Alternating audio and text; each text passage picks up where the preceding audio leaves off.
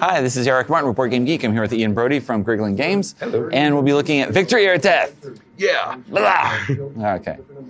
Victory or Death is a game about the Peloponnesian War. Okay. It's based on the Quartermaster General system, which was a Golden Geek nominee, and also the IGA nominee. Okay. It takes about an hour and a half, and it's for 2 to 4 players. As you can see, so an hour and a half for the 27 years of the Peloponnesian War. Okay. It's truncated a little. Right, yeah, just sort of give you that experience. It's played in 2 teams, the demos, so the Democrats versus the oligarchs. In those days, it really wasn't clear what was the best system of government, and I'm not sure if people know that now. But Yes.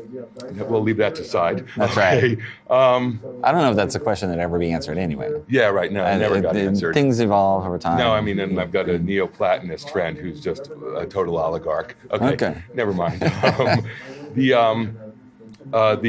The game is card driven. Right now we're in the middle there's a prototype board. Yeah, there's a prototype board. Obviously, here. it's being printed on like a home printer. That's right. The cover does not come on foam core. That's right, and we'll have the logos and whatnot on it. Yes. I will tell you that it is on Kickstarter right now, and it is going to be a co-production of Griggling Games and the Plastic Soldier Company in the UK.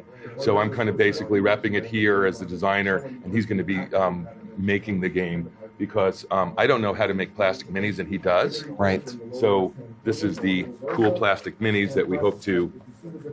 We've actually hit the stretch goal, so you'll get the triremes and the hoplites, and we're still working on getting the cities. Okay. Right, because those are not cheap. Once you're actually doing molds to get everything ready. That's right. And all this. Yeah. So there's all of this, but we've already gotten to the hoplites and the triremes.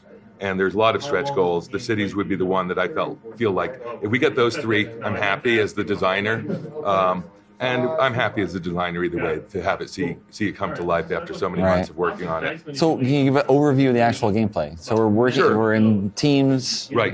Competing. How many? So we've got there's 2 teams and 2 players per team. You're going to have hand of cards, and essentially what you're going to be doing is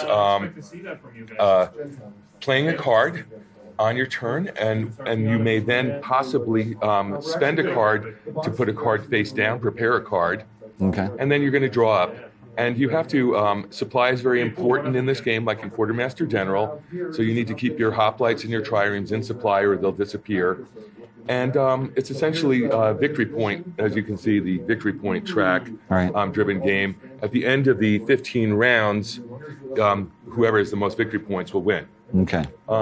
The 4 sides are essentially the Athenians with their allies as their teammates, so the Corcyraeans and the various Ionian states, versus the Spartans and their allies, which are Corinth and Thebes.